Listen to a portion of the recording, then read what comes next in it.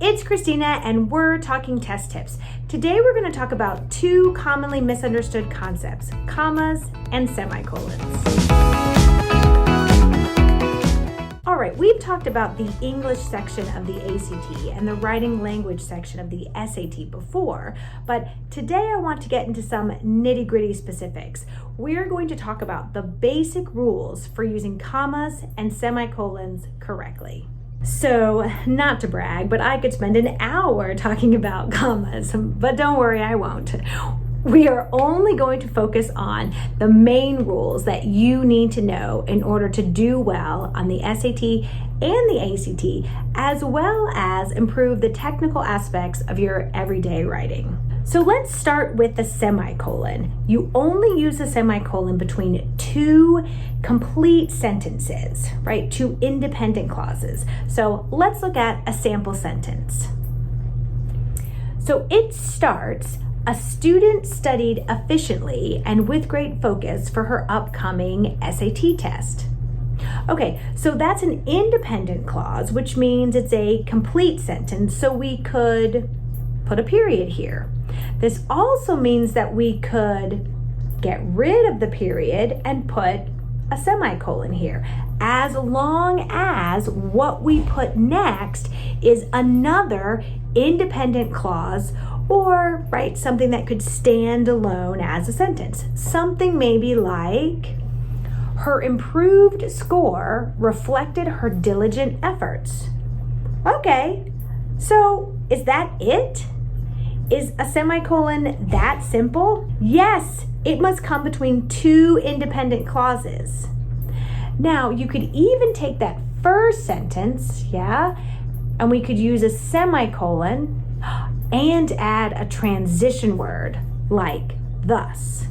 Now, do you see how we had to add a comma right here?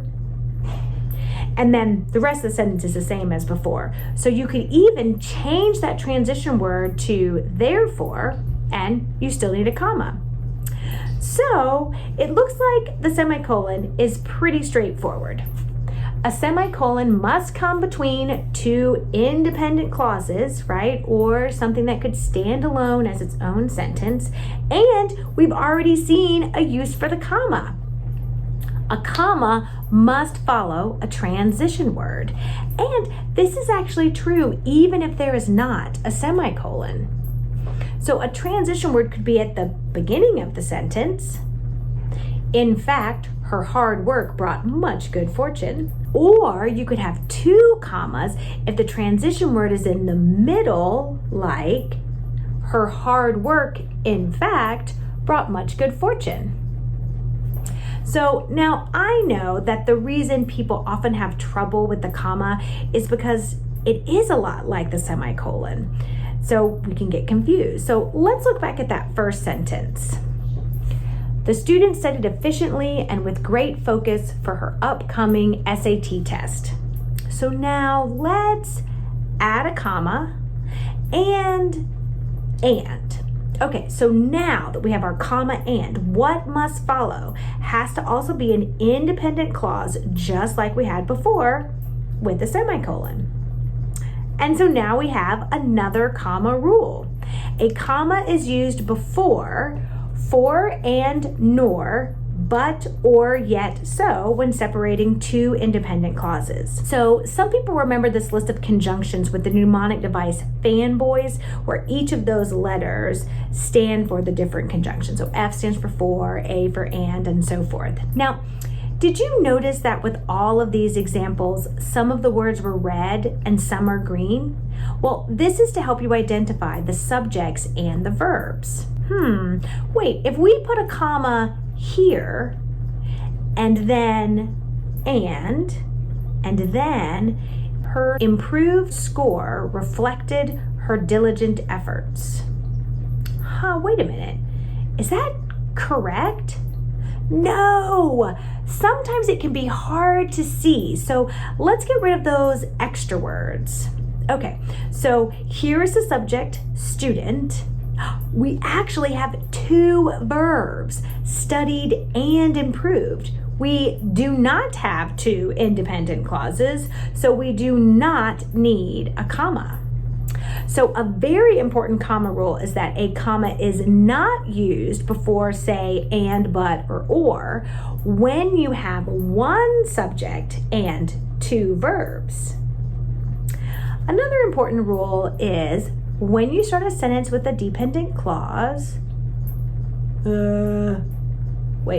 so do you see how this is dependent? Because you can tell that I haven't finished yet. I've just left you hanging. You must have a comma before the independent clause.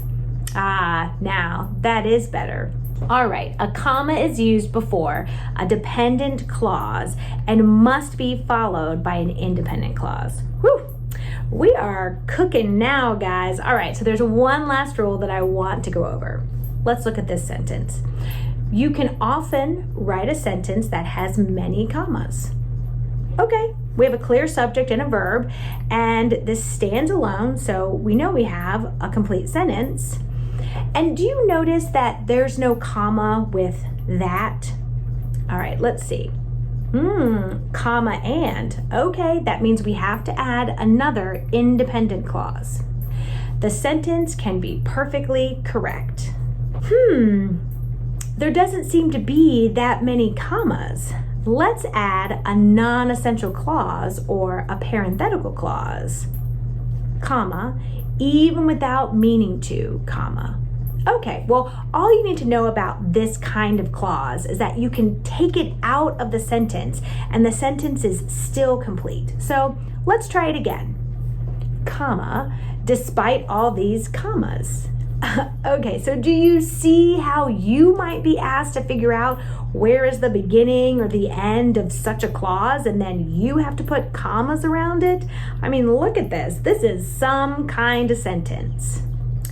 But do you see how all this is extra information and it does not change our sentence? So a comma is used before and after a non-essential or parenthetical clause. And the way that you know you have this type of clause is it can be completely removed from the sentence while the sentence still makes sense and is grammatically correct. Okay, so with these rules under your belt, you can totally own this comma and semicolon stuff. All you have to do is pay attention. Right? You can only use a semicolon between two complete or independent clauses. And when you're deciding when to use a comma, you need to ask yourself, is this an independent or a dependent clause? Do I have two independent clauses or just two verbs? And does this clause even need to be here? All right, happy practicing.